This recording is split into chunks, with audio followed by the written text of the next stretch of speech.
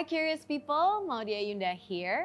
Welcome to Deep Dive, program di mana kita akan membahas isu-isu yang penting dan relevan untuk orang-orang muda. Hari ini kita akan membahas isu tentang pemberdayaan perempuan dan kesetaraan gender. Nah, isu-isu ini sudah menjadi pembahasan yang cukup dominan beberapa waktu ini karena mulai ada kesadaran akan potensi dan juga kemanusiaan perempuan yang patut diperjuangkan. Aku akan membacakan beberapa data for reflection before we start. Okay. Women make up 49.5% of the Indonesian population, 49,5%. UMKM milik perempuan berkontribusi sampai 9,1% PDB Indonesia. Bahkan di Maret 2021, The World Bank berestimasi hingga 43% dari semua pebisnis di Indonesia adalah perempuan. Sasakawa Peace Foundation juga menemukan bahwa jumlah wirausaha perempuan di Indonesia 21%. Dan itu lebih tinggi dari rata-rata global yang hanya 8%. Jadi bayangkan teman-teman, potensi perempuan itu besar sekali. Tapi laporan UNDP mengungkapkan bahwa indeks ketimpangan gender Indonesia termasuk yang tertinggi di ASEAN. Dan ditambah lagi masih banyak tantangan-tantangan, barriers seperti akses ke kredit, investasi, akses ke pasar dan supply chain, skill gap. Jadi the story is not over. Dan juga karena isu kesetaraan gender itu adalah isu yang sistemik, kita perlu kolaborasi dari berbagai pihak, pemerintah, swasta, and change agents yang memiliki kuasa dalam berbagai industri dan platform.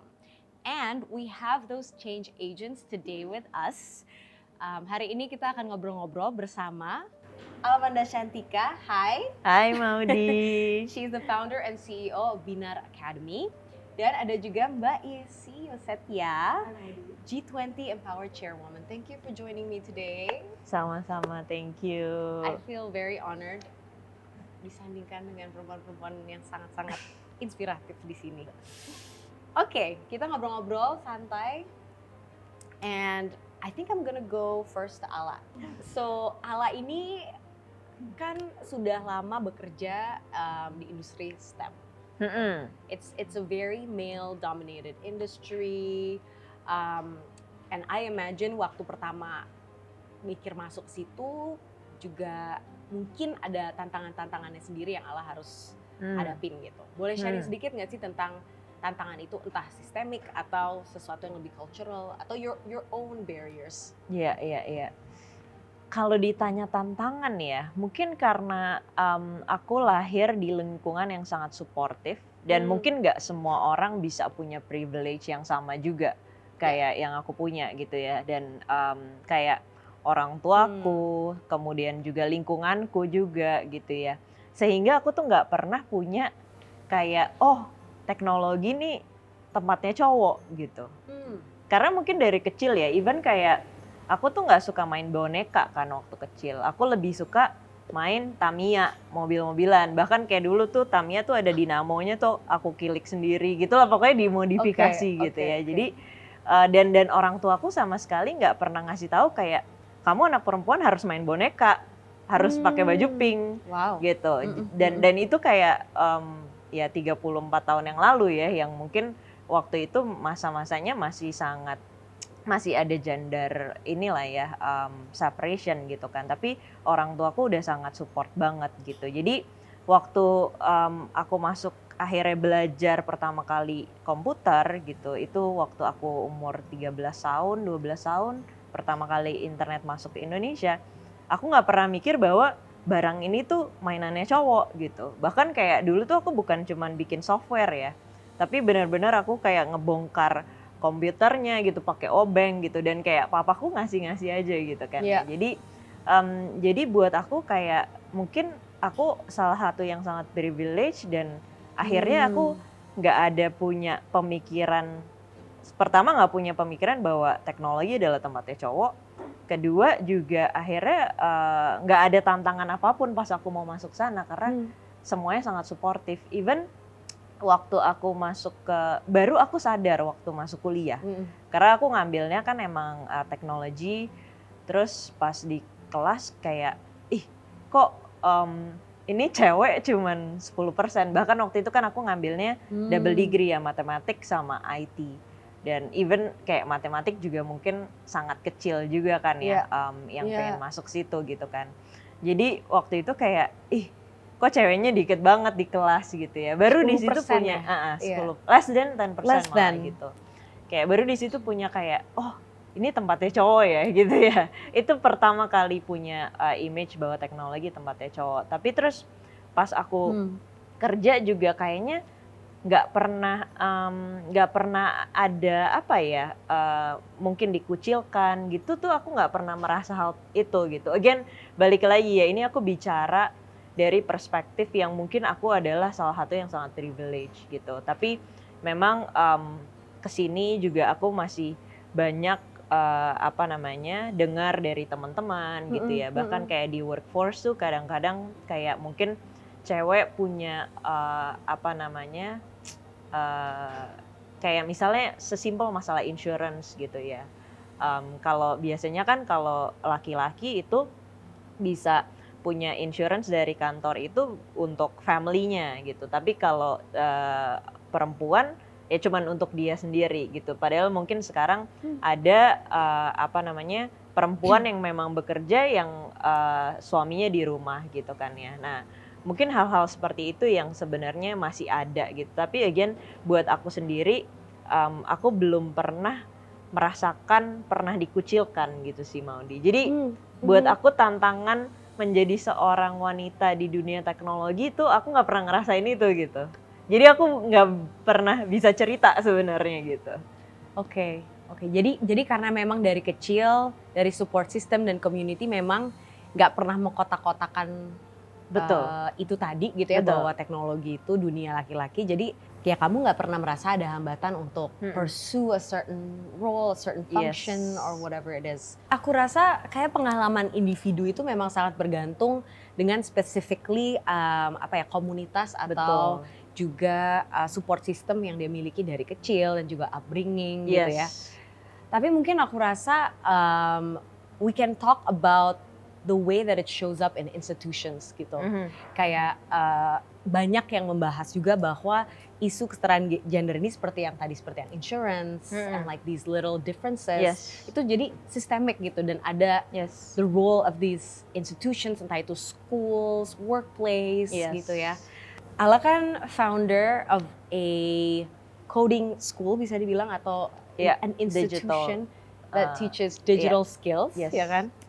Ala sendiri merasa ada responsibility nggak di situ ya, untuk creating systems di mana akhirnya perempuan bisa merasa nyaman atau merasa bahwa ada support ekstra untuk berada di field yang male dominated ini. Pengen cerita dikit dong tentang Binar Academy. Ini satu hal yang mungkin aku punya cara yang berbeda aja ya gitu. Karena mungkin yang tadi dari ceritaku itu aku mengambil kesimpulan bahwa ternyata bukan wanitanya aja nih yang kita harus empower gitu kan, tapi the whole ecosystem gitu, lingkungan dan lain-lain gitu, itu harus dirubah gitu. Jadi mungkin kelihatannya Binar itu kita nggak pernah bikin acara yang khusus women gitu, atau kayak kita punya kelas khusus untuk perempuan, atau kita mengkhususkan perempuan gitu ya. Karena yang tadi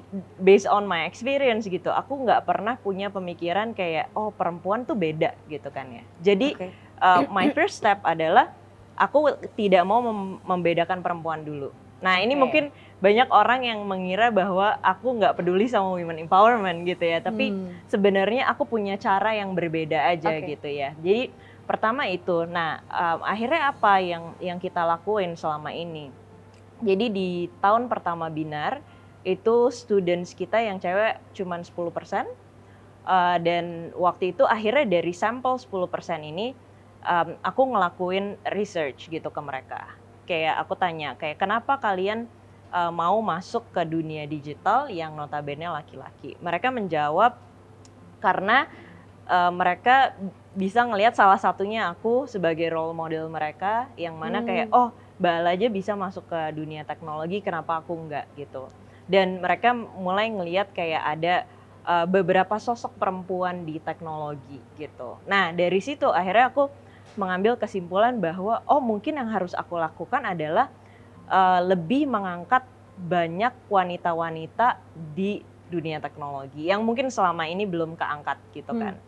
Dan akhirnya kita punya target tuh setiap tahun kita naikin fasilitator perempuan di Binar. Jadi di tahun kedua itu kita naikin 20% sampai di tahun kemarin itu fasilitator perempuan kita 50%. Jadi kita pas hiring facilitator benar-benar emang kita ini ya pokoknya perempuannya harus 50% gitu. Bahkan kayak kita punya webinar session gitu kan ada 1 bulan itu kita biasanya punya kayak 15 session gitu ya. Itu 14 session isinya semuanya cewek, 1 session doang yang cowok gitu. Jadi nah dari situ akhirnya apa? Akhirnya angka student wanita di Binar juga naik.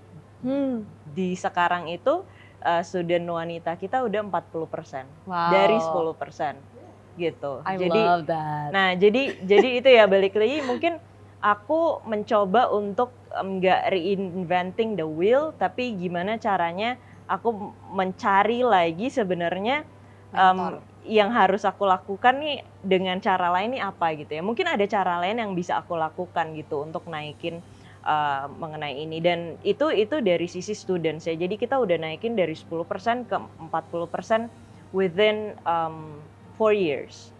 Dari sisi manajemen kita juga punya juga karena kita sangat mengedepankan inclusivity. Jadi kita juga di tim HR kita juga sangat ini banget mengedepankan sekarang kita punya target itu 50-50% juga gitu. 50% wanita, 50% laki-laki gitu. Nice. Mungkin ini kayak satu contoh di mana persentase perempuan itu juga menjadi semacam KPI for your institution kan? Yes, and we can talk a little bit more about KPIs in a little bit. Takeaway aku ya dari obrolan ini, menurut aku sangat-sangat fascinating. Dan juga kita kayak underlining pentingnya representation gitu. Yes. You know, and it's more than just participation, but gimana caranya memang ada sosok-sosok perempuan in male-dominated industries and just how powerful that can be to bring about change. Thank you La. Okay, next kita mau ngobrol juga nih sama Mbak Yesi.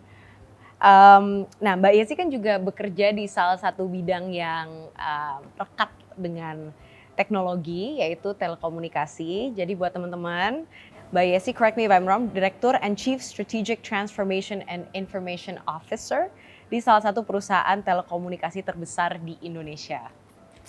Amazing. Mbak, ada quote nih, a woman still has to be twice as good as a man in order to get half as far. Nah, menurut Mbak Yesi, is this true? Was it true? Is it now true? Ada pengalaman kah?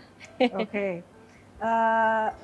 Sebelum saya ke sana, saya mau ngomentarin dulu beberapa Boleh. hal yang tadi Mbak Ala cerita ya. Jadi benar banget bahwa nukleus terkecil adalah keluarga.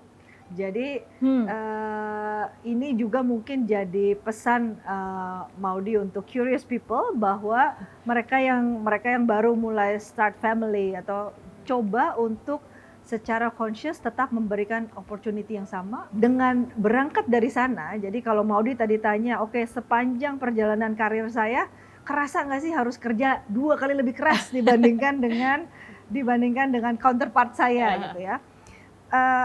Ada kemiripan antara cara saya bekerja dan beroperasi dengan Ala.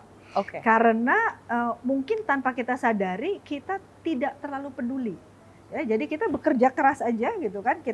Saya nggak pernah ngukur saya kok ada di kantor kayaknya 2 kali lebih lama dibandingkan teman saya. Saya naik ke jenjang manajerial 2 kali lebih lama waktunya dibandingkan rekan saya. Jadi saya masih percaya bahwa you give your best ya, the rest will be taken care for you. Iya. Mungkin in a way saya juga beruntung sehingga ada yang notice kerja keras saya dan kemudian bisa ke sana. Tapi rasanya kalau sekarang kita mulai hitungan atau mulai ijiran, saya kerja nih 2 kali lebih, mungkin they're not going to be as far. Jadi salah satu prinsip juga mungkin terkait dengan value dari masing-masing individu, Maudy. Jadinya kita bisa terus progressing ya, daripada merenung kok saya nggak maju-maju gitu. Oke. Yes. Betul sih bahwa memang kayak spesifik sekali ke individual values and individual experiences, Bu. Tapi again, because this is a systemic issue misalnya gitu ya, sistemik, dan memang ada hal-hal yang institusi-institusi atau perusahaan-perusahaan bisa lakukan. Misalnya di contohnya tadi kan ngebahas how Binar memang punya KPI gimana caranya kita tuh menaikkan involvement perempuan setiap tahunnya. Di perusahaan ibu gitu ya, ada nggak sih gitu KPI seperti itu, dan is that something you really care about in working juga? Ya, saya cerita juga sedikit terkait sama G20 yang saya pimpin gitu ya. Iya. Jadi salah satu isu yang kita kedepankan adalah memang pengukuran. Kenapa pengukuran itu penting? Karena pengukuran itu merupakan bukti bahwa ada implementasi atau ada eksekusi. Karena orang bisa aja ngomong, kita mau naikin kepemimpinan perempuan, tapi tanpa ada pengukuran yang jelas nggak akan sampai ke sana. Jadi di G20 di 19 negara plus 1 EU itu kita semua sepaham bahwa paling tidak ada 5 pengukuran yang kita harus fokuskan. Yang pertama adalah berapa persentase jumlah perempuan di board. Tadi yang seperti Ala bilang, kalau Ala udah lewat dari ini lebih banyak perempuannya ya. Tapi kenapa itu penting? Karena di board itu adalah orang-orang yang mengambil keputusan. Jadi perlu ada representasi yang pas di sana. Dan diharapkan yang ada di board nggak cuma diem aja ya, ngomong juga gitu kan, mengutarakan pendapatnya. Yang kedua, pengukurannya adalah terkait dengan berapa jumlah pekerja perempuan di industri tertentu. Ada industri-industri yang sangat sudah mengadopsi perempuannya karena mungkin secara natural itu dianggap lebih dekat ke perempuan. Contoh misalnya pendidikan, lebih banyak mungkin guru perempuan, 50-50 ya. Terus kemudian kesehatan, nurse dan seterusnya juga ya. Jadi ada industri-industri tertentu. Tapi industri yang tadi seperti mau dibilang, yang kental dengan TI, yang kental dengan teknologi gitu, mungkin representasi kurang banyak. Jadi pengukuran kedua adalah itu. Pengukuran ketiga adalah terkait dengan berapa banyak perempuan yang dipromosi. Jangan-jangan ya kan, jadi walaupun kita berharap kalau kita sebutnya ada leading indicator sama lagging indicator, kita berharap nanti ujungnya jumlah perempuan yang di board, atau juga KPI keempat adalah persentase jumlah perempuan di managerial level itu mencapai angka tertentu. Tapi kalau tidak ada pipeline di promosinya, itu sama aja nggak kemana-mana gitu. Dan KPI terakhir adalah berapa banyak jumlah perempuan yang bergerak di STEM. Karena itu nanti akan sangat erat dengan inisiatif apa yang perlu dilakukan supaya lebih banyak lagi perempuan di STEM. Jadi contohnya tadi, kalau Ala udah senang matematik, kayak saya juga. 1 + 1 sama dengan?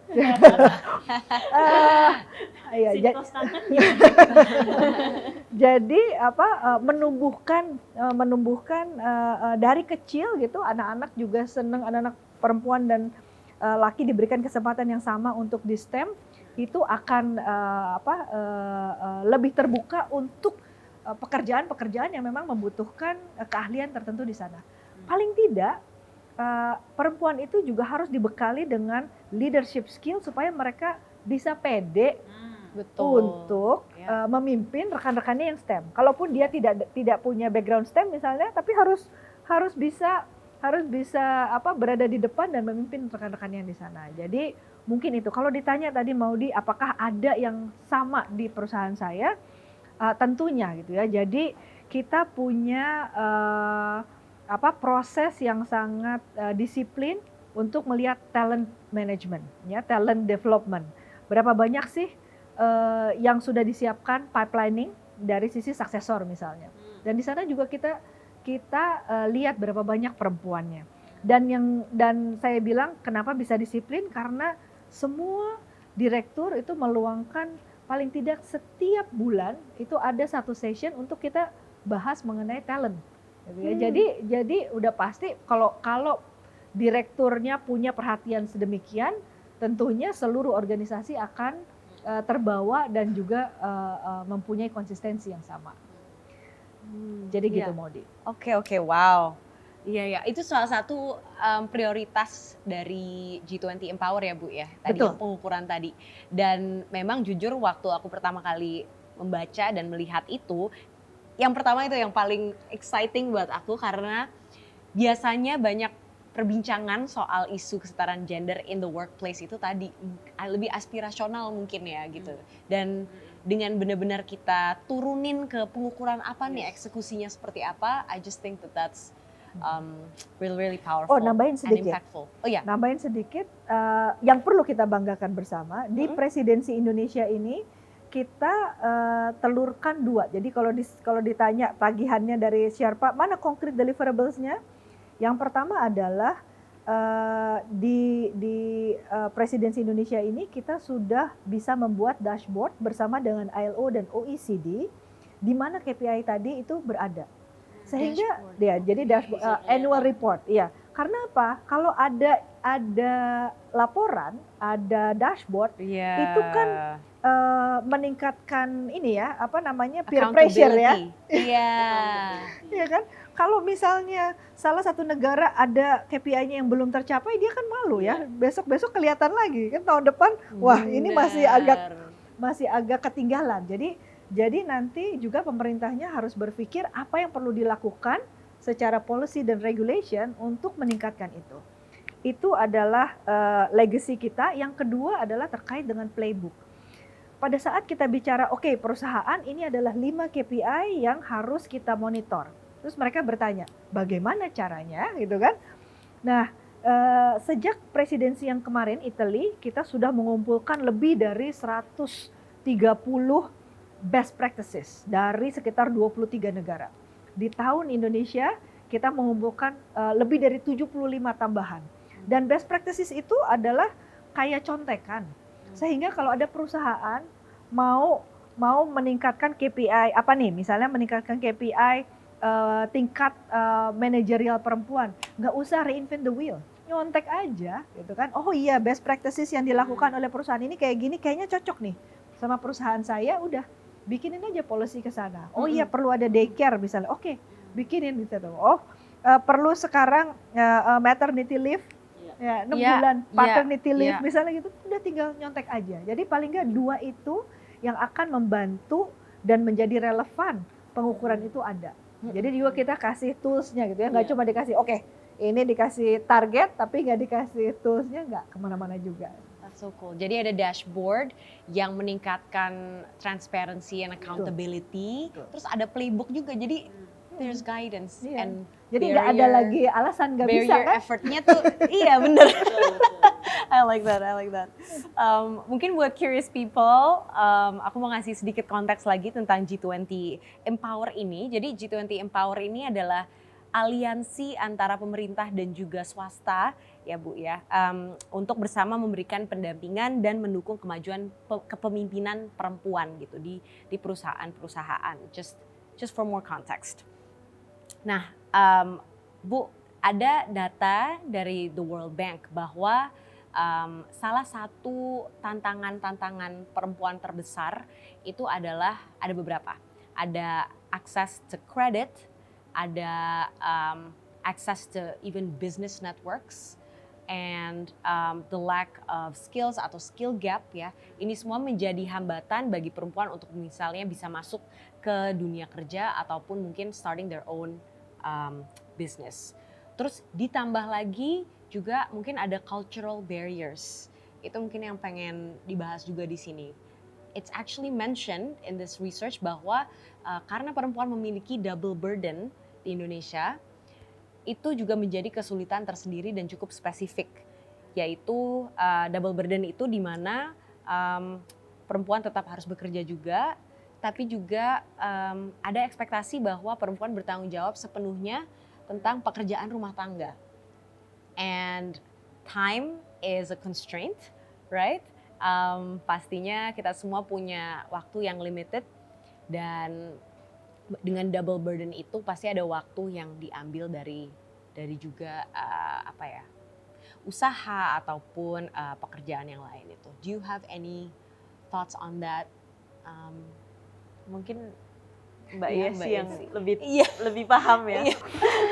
Jadi Maudi benar sekali itu, kalau kita ngelihat ada kurang lebih mungkin beberapa tantangan bagi kepemimpinan perempuan.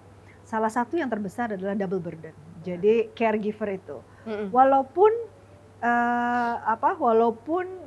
disebut bahwa seorang perempuan itu adalah berperan bukan hanya ganda sebetulnya, tapi juga multiple, karena dia adalah seorang kalau sudah berkeluarga, dia adalah seorang istri, dia juga seorang ibu, dia juga seorang kakak atau adik, sisters, terus kemudian dia juga seorang anak, di mana peran ini yang secara budaya itu lebih banyak dibebankan untuk perempuan. Oke, kalau ada orang tua yang sakit, anak perempuan, ya kan? Kalau ada kakak atau adik yang kesusahan, anak perempuan, gitu kan ya. Jadi your role itu benar-benar tidak hanya di Double dunia berarti ya, Bu. tidak hanya di Triple dunia lebih. keluarga dan juga dunia pekerjaan, tapi juga banyak yang lain, gitu kan? Jadi double burden adalah tantangan yang nyata. Nah, itu juga jadi salah satu topik pembahasan yang utama, apalagi dengan COVID. Sekarang nambah multi perannya itu, tambah satu lagi jadi guru di rumah, ya, dengan school from home. Ya, kadang-kadang ada disconnect antara yang dipelajari kalau di sekolahan sama yang harus dipelajari di rumah. Sehingga yang kita bisa usung adalah bagaimana mengurangi tadi tantangan tersebut. Apa yang bisa dilakukan baik dari dunia kerja atau swasta dan juga pemerintah untuk menanggulangi ini. Jadi salah satunya adalah tentunya kalau di dunia kerja terkait dengan polisi pekerjaan, itu kan. Jadi artinya tadi kalau ada maternity leave, paternity leave juga harus ada, sehingga baik perempuan maupun laki-laki mempunyai kesadaran bahwa tanggung jawabnya itu sama loh, gitu ya. Terus kemudian salah satu yang lain adalah kenapa sih perempuan itu kadang-kadang di dunia kerja awalnya mulainya sama, tapi ketika mereka mulai berkeluarga, terus kemudian dia agak ketinggalan dibandingkan dengan male counterpartnya. Karena salah satunya adalah karena networking. Pada saat si perempuan tadi tidak perlu berada di rumah, dia masih bisa jalan keluar ngobrol sama koleganya. Ngobrol dengan kolega itu sebetulnya membuat kesempatan untuk mendapatkan resource lebih banyak, Ya, betul. mendapatkan bukan koneksi ya, maksudnya dia jadi tahu lebih banyak, gitu kan, dibandingkan dengan dia spend waktu di rumah. Jadi salah satu yang dicoba dibuat juga program untuk memberikan ruang buat perempuan untuk melakukan networking juga, walaupun dia misalnya harus tetap care di rumah, gitu ya. Jadi ada itu. Terus kemudian kita juga berbicara mengenai child care. Apa yang bisa dilakukan baik oleh perusahaan maupun oleh pemerintah untuk mempermudah perempuan untuk tetap produktif di kantor tanpa pusing mikirin anak di rumah, gitu ya. Jadi itu juga ada banyak inisiatif. Tapi satu hal yang penting adalah, kata kuncinya adalah kolaborasi. Karena selama ini kita lihat terlalu fragmented. Masing-masing perusahaan bikin inisiatif sendiri-sendiri, gitu ya. Jadi justru malah banyak ada juga organisasi-organisasi yang mencoba membuat sendiri. Pemerintah mencoba memecahkan masalah yang sama, tanpa berkolaborasi. Nah, dengan G20 Empower ini di mana aliansi tadi Maudi benar sekali ceritanya bahwa ini merupakan aliansi antara pihak swasta dan government ada di sana. Kita mau ketemuin supaya kolaborasi terjadi, programnya itu jadi nyata. Jadi tidak sporadis dan fragmented, kita bisa coba galang sesuatu yang benar-benar bisa memajukan ke arah sana. Supaya tadi yang dikatakan double burden, kita sudah identifikasi masalahnya, kita kurang lebih tahu cara pemecahannya, tapi sekarang tinggal implementasinya, action drivennya seperti apa. Wow, I love that. Iya. Panjang juga setelah dikupas lebih dalam ya Bu ya. Justru itu. Jadi semakin banyak Kompleksitasnya ditanya, semakin banyak muncul. Dan yang sebetulnya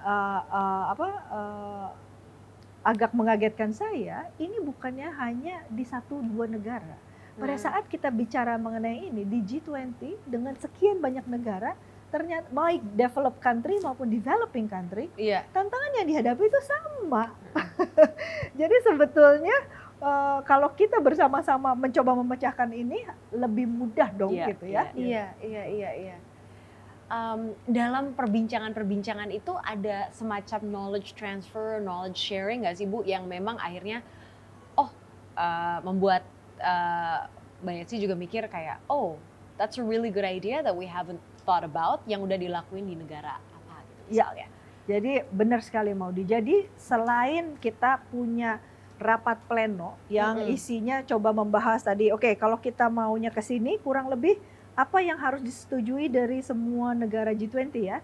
Selain itu kita juga punya side events yang sebetulnya itu adalah sharing. Jadi masing-masing representatif dari negara juga mereka bisa bilang bahwa what is the success story, what is also the lesson learned, supaya orang nggak usah ngulangin yang sama gitu ya, paling nggak kita coba ke sana. Baik dari sisi private sector juga dari sisi government. Karena yang namanya cycle of learning itu tidak hanya didapati dari pelaku bisnis, tapi juga orang yang membuat policy gitu kan, mungkin aja salah, kemudian harus diperbaiki gitu kan. Jadi kita coba, tapi ya ini tadi balik lagi yang harus diingatkan terus adalah tidak hanya dalam tatanan wacana, tapi bagaimana nih implementasinya? Kalau enggak soalnya kita nggak maju-maju. Betul. One more question Bu. Tadi kan kita ngebahas aliansi ya. So 6 Juli lalu G20 Empower Presidensi Indonesia ada kerjasama juga dengan Microsoft Indonesia. Jadi ada program Code Without Barriers. Bisa sharing lagi Bu? Nah, apa nih program? Ini sebetulnya terkait, jadi kami itu di Presidensi Indonesia punya 3 isu yang kita fokuskan. Yang pertama tadi terkait dengan pengukuran, bagaimana caranya kita mengukur perusahaan supaya memajukan kepemimpinan perempuan. Yang kedua terkait dengan sebetulnya perempuan di UKM. Jadi bagaimana kita memajukan perempuan di UKM, baik dari sektor swasta maupun dari pemerintah. Yang ketiga ini adalah tidak kalah penting, yaitu mempersiapkan pekerja perempuan untuk future skill. Kalau kita mau jadikan pemimpin masa depan, mereka itu harus juga dibekali dengan skill yang tepat gitu kan. Pelajaran yang kemarin mungkin nggak kepake besok lusa gitu ya. Nah, kita coba petakan, jadi kita lihat sebetulnya dengan pandemi ini ada terjadi pergeseran pekerjaan, dan juga sebetulnya di 10 tahun belakangan ini ekonomi juga berubah dengan sangat cepat ya. Salah satu contohnya misalnya yang dulu nggak pernah ada, gig economy gitu kan. Jadi kita lihat ada memang skill yang diperlukan apabila perempuan itu dia berada di perusahaan, baik perusahaannya kecil maupun besar, tapi juga dia ada dan digital skill yang diperlukan di sana, tapi juga ada digital skill yang diperlukan oleh perempuan yang kerjaannya di entrepreneurship, UKM. Dia juga ada juga digital skill untuk yang di perusahaan yang memang dia hanya pengguna. Jadi kita mencoba memetakan skill apa sih yang cocok untuk setiap tipe pekerjaan. Jadi contoh, kalau kayak Ala gitu kan, orang yang dia rekrut tentunya dia harus punya digital skill yang kental. Digital skill yang disebut adalah mesti ngerti programming misalnya begitu ya. Tapi kalau misalnya seorang akuntan, ya kan, dia mau bekerja, apakah dia perlu digital skill setingkat programming? Mungkin tidak, tapi paling tidak dia harus bisa mengerti menggunakan tools untuk digital. Kalau dia seorang yang membuka kafe, apakah dia perlu digital skill? Perlu, karena sekarang dia mesti ngerti payment udah pakai digital, caranya dia mengatur harus digital gitu kan. Jadi ada yang skill yang berbeda. Nah, kenapa kita bekerja sama untuk Code Without Barrier? Karena program ini sebetulnya mengenalkan nggak usah takut sama coding loh gitu. Yang diajarin tuh logika kok gitu kan ya. Jadi if dan else-nya dibuat sesederhana mungkin sehingga tadi baik dia bekerja di pekerjaan yang kental digital maupun dia bekerja di pekerjaan yang tidak terlalu kental digital ataupun dia di UKM, itu terbuka untuk semua untuk bisa belajar coding. Saya nggak secanggih Ala gitu, jadi saya mesti pakai partner untuk bantuin kita ketemu multiplier effects-nya. Jadi ketemu skalanya. Jadi kita bikin target dalam waktu sekitar 3 tahun paling tidak 30% pekerja perempuan itu harus mengerti coding. Kasarnya begitu. Walaupun degradasi codingnya bukan yang sekelas ini, tapi paling tidak harus mengerti logika berpikir itu. Ala mau menimpali kah? Maksudnya Ala kan pasti harus mikirin nih pada saat membuat kurikulum atau even memilih modul-modul yang diajarkan, pasti ada consideration ini juga gitu, bahwa well maybe you have one that's very advanced tapi juga ada yang udah bisa menjadi game changer walaupun masih cukup accessible gitu skillsnya. Betul. Jadi mungkin waktu pertama kita belum mikirin itu gitu ya. Jadi karena kan aku adanya cuma di ranah selama ini menjadi digital talent yang bekerja di perusahaan digital gitu ya. Jadi itu yang pertama kali kita ciptakan gitu untuk mempersiapkan digital talent yang dibutuhkan perusahaan digital, atau sekarang even seluruh perusahaan yang non digital pun juga sekarang kan sudah harus memiliki digital talent gitu kan.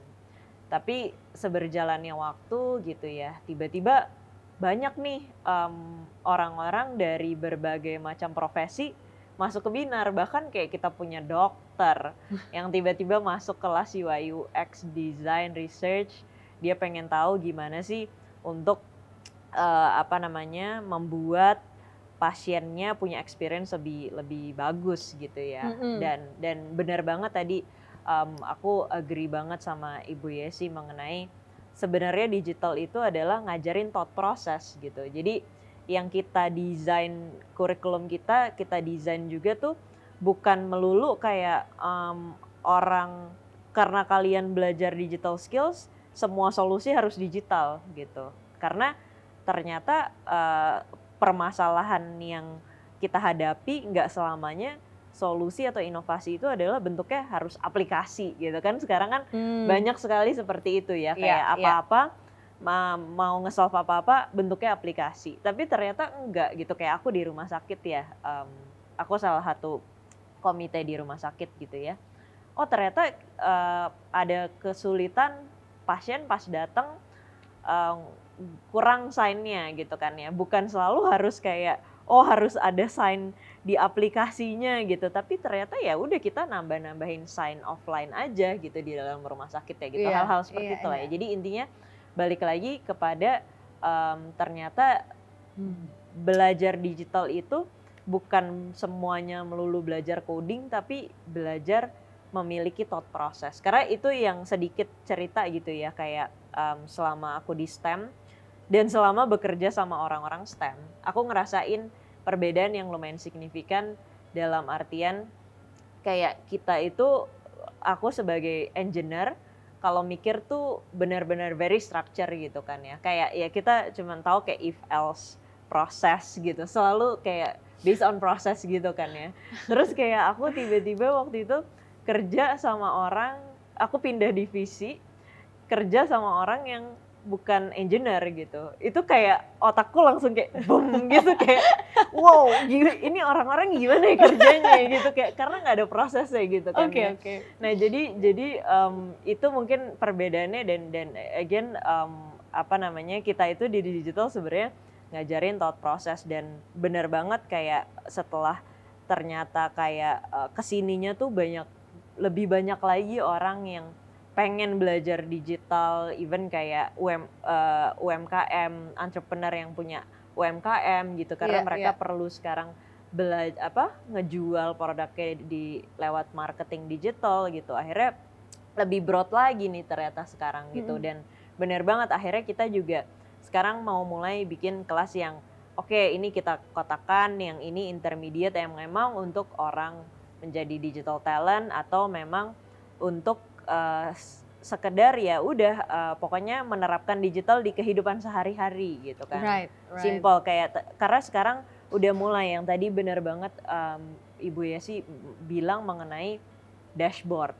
Ini simple ya, kayak aku banyak banget dipanggil perusahaan-perusahaan konvensional yang mau transformasi digital. Yang pertama kali aku bilang adalah udah punya dashboard belum?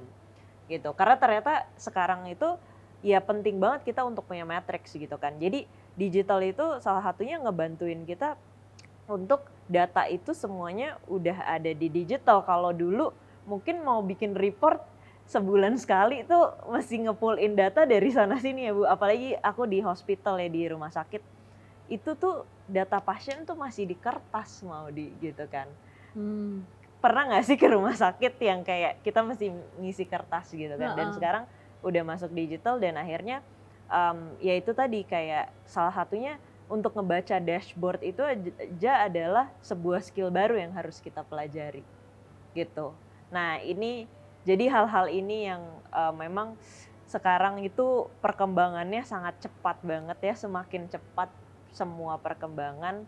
Jadi memang kita juga sebagai orang aku yang bikin kurikulum segala macam itu harus adaptif juga nih dengan perubahan-perubahan ini secepat mungkin gitu. Iya bener banget sih. Karena digital skills itu sekarang bukan berarti kita semua pengen jadi programmer atau engineering gitu. Dan kita mungkin sebagai pebisnis atau whoever you are lah gitu ya, dokter tadi ya, ala mention gitu ya, mungkin akan mendapatkan benefit juga dari having these sort of digital skills. Tadi aku mau kembali lagi ngomongin ke nukleus terkecil tadi Ibu, itu keluarga dan komunitas, mungkin keluarga itu ya. Tadi di obrolan pertama kerasa banget bagaimana upbringing kamu lah lumayan mensupport kenapa akhirnya kamu merasa nggak ada tantangan gitu untuk masuk ke bidang STEM, and it is because of that support system. Tapi mungkin curious people di luar sana, teman-teman perempuan di luar sana, ada yang mungkin keluarganya atau lingkungan sekitarnya gak terlalu suportif gitu ya. Mungkin masih mengkotak-kotakan karir itu atau dengan gender, masih memberikan ekspektasi multiple burdens itu yang luar biasa. What is your opinion on creating a chosen circle mungkin ya, atau creating that support system yang mungkin nggak given gitu. Apakah Ala dan Mbak Yesi juga, is that something that you do? Do you have a community of support groups of women that is helpful? Ala dulu. Oke. Jadi gini, memang ini klasik banget ya. Tadi seperti Ala, saya juga beruntung bahwa tidak pernah dibilang nggak boleh gitu ya. Kalau mau nyoba apapun nggak boleh. Jadi mungkin untuk keluarga muda ya, keluarga yang baru itu fresher start ya. Jadi mereka punya pilihan untuk mendidik anak-anaknya. Jadi mereka bisa memberikan seluruh kesempatan gitu ya. Mau anaknya belajar musiknya drum misalnya gitu ya, atau dia mau naik kuda, dia mau ini, terserah gitu ya. Selama masih bisa disupport, kita support. Nah, apa yang terjadi dengan yang sudah kadung Ya, jadi udah Iya. sudah terlanjur, terus kemudian dan betapa pentingnya tadi disebut support system. Itu sangat penting karena biar gimana orang itu selalu perlu afirmasi. Ya, you can do it, no problem, you can do it, gitu kan ya. Walaupun your upbringing said that, aduh enggak deh, saya ini belum siap. Kenapa saya? Kenapa enggak dia aja gitu? Saya baru 2 tahun di sini, masih harus perlu banyak belajar. No, you can do it. Jadi sangat penting untuk kita juga misalnya mau di tadi Ala maupun saya menjadi contoh, menjadi teladan. Kita bilang selama ini salah satu kuncinya untuk terus meningkatkan kepemimpinan perempuan adalah coaching sama mentoring.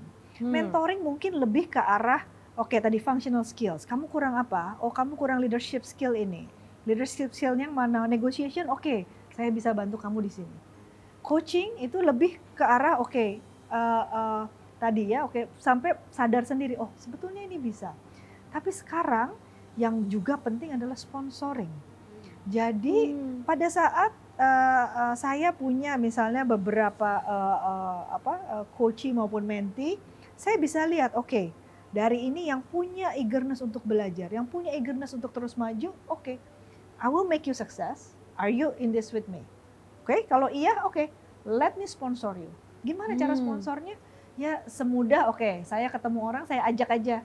Kamu gak berani ngomong, duduk aja dulu dengerin saya ngomongnya kayak apa. Ya kan, besok lusa kamu bisa jalan sendiri dong. Misalnya kayak gitu ya.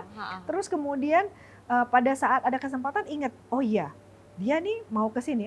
Saya coba ya, masukin namanya. You're already with me kan? Jadi gak usah lagi punya nggak ada lagi yang namanya sticky floor.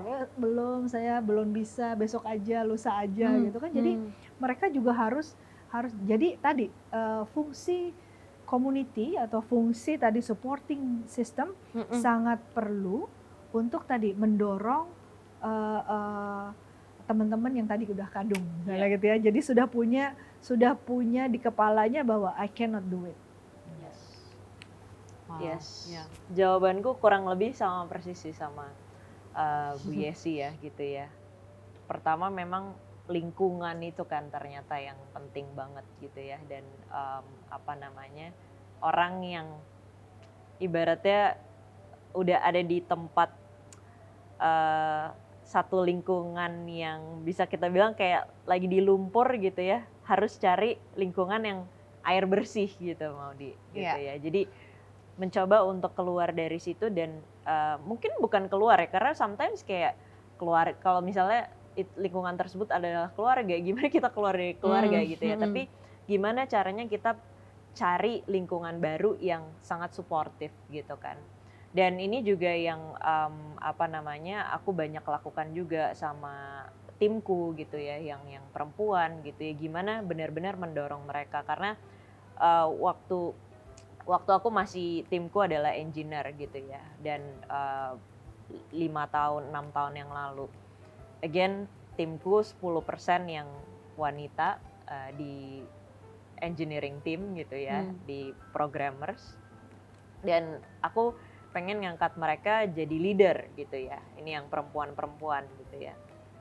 Dan biasanya kalau misalnya yang laki-laki tuh langsung kayak, oh iya bisa, gue seneng gitu kan ya. Tapi waktu aku mau mengangkat perempuan-perempuan ini, selalu aku menemukan hal ini. Mereka ngerasa kayak, aduh Mbak, emang aku bisa ya gitu. Nah jadi ini yang benar-benar aku terus dorong untuk timku gitu ya, dan kita sebagai leader juga memang kita yang harus benar kayak tadi Bu ya sih gitu ya, udah cemplungin aja gitu kan ibaratnya orangnya gitu ya. Jadi kita yang harus terus support juga gitu. Dan again kayak sekarang mencari support system itu mungkin udah jauh lebih mudah dibandingin zaman dulu ya. Kayak dulu waktu aku masuk ke dunia startup, contohnya kayak nggak ada ekosistem startup, mau belajar dari mana gitu. Sekarang udah banyak incubator gitu ya kalau untuk startup gitu. Kalau untuk kayak seperti ini, kayak even kita di Binar juga itu yang sebenarnya binar nih kompleks ya, kayak mungkin orang dari luar ngelihatnya kita itu adalah sekolah digital gitu. Tapi sebenarnya yang kita bikin di dalam situ adalah safe place. Kita itu banyak banget nge-research. Jadi kita punya 16 graduate attributes yang level pertama itu adalah self discovery. Itu salah satunya kayak intrinsic motivation, self awareness gitu. Yeah. Itu adalah attributes graduate seminar dan itu benar-benar kita implementasi gitu. Kita doing a lot of research untuk gimana sih naikin self awareness orang, dan dari sini akhirnya kita mau menciptakan safe place untuk semua orang, be it itu perempuan atau orang yang belum pernah ngerti digital sama sekali, masuk ke binar mereka nggak ngerasa intimidating gitu tempatnya. Tapi itu adalah tempat yang amat sangatnya aman untuk mereka berkembang. Tapi kayak gimana caranya kita membentuk dinamika kelas ini, jadi orang-orang yang smart ini dia harus ngajarin teman-temannya yang masih belum nyampe ke tempat mereka, dan itu kita encourage mereka, kita bilang kamu itu pinter kalau misalnya kamu bisa ngajarin teman-teman kamu, bisa bantuin teman-teman kamu gitu. Jadi nah ini mungkin environment yang aku berusaha untuk ciptakan untuk perempuan juga bisa punya support system di saat mereka belajar di binar gitu ya. Jadi hal ini yang aku rasa kayak kita sebagai, mungkin aku berbicara kepada entrepreneur dan para leader gitu, yang kita harus very thoughtful sekarang gitu, karena kita tahu bahwa perempuan ini harus kita dorong dan kita harus lebih thoughtful lagi untuk menciptakan lingkungan-lingkungan seperti ini. Balik lagi kayak ternyata setelah kita bahas sama Bu Yesi gitu ya, ternyata banyak banget ya faktor-faktor yang harus kita lakukan gitu. Jadi memang mungkin women empowerment ini bukan lagi kita menciptakan event-event khusus wanita, tapi dari support sistem lingkungan ini ternyata kita banyak bisa melakukan hal itu. Jadi kita again harus lebih thoughtful lagi sih menciptakan sebuah ekosistem dan environment gitu. Right. I like the word safe space juga. Yes. I really like that word. Thank you so much Mbak Yesi dan juga Ala. Jadi menurut aku, yang aku lihat isu kesetaraan gender ini, isu pemberdayaan perempuan itu kompleks. Dari yang tadi kita bahas, ada banyak faktor, ada banyak turunan-turunannya tadi ya. Tapi ada banyak juga yang bisa kita lakukan, yang bisa kita eksekusi, dan ada 3 layer di sini. Yang pertama di layer institusi gitu. Pemerintah, swasta bisa berkolaborasi untuk creating systems of accountability, transparency, dan systems of tracking execution tadi ya, pengukuran. Dan itu bisa menjadi sangat-sangat impactful. Yang kedua di sisi nukleus tadi, family dan keluarga. Di sini ada contoh-contoh juga di mana keluarga yang memberikan safe space itu tadi dan tidak mengkotak-kotakkan gender roles, akhirnya bisa membuahkan mungkin sosok-sosok anak-anak yang juga tidak memiliki kotak-kotak itu di alam bawah sadar mereka. Dan ini memberikan support yang sangat maksimal dalam pemilihan karir dan juga hidup mereka ke depannya. Terus yang terakhir yang juga gak kalah penting, di layer individu, di level individu ada banyak sekali yang bisa dilakukan. Kita bisa menjadi ally, kalau kita perempuan kita bisa seek out di support systems gitu ya. Tadi kalau misalnya di posisi seperti Mbak Yesi yang sudah menjadi leader in a company, we can be a mentor and sponsor fellow women dan sebagainya. So there are lots of room to change. Dan teman-teman ikutin terus juga update soal G20. Di deep dive ini di beberapa episode ke depan kita akan mengangkat topik-topik yang menjadi isu prioritas di presidensi G20. Jadi ikutin terus. Bye. Thank you for your time. Thank you, Maudi.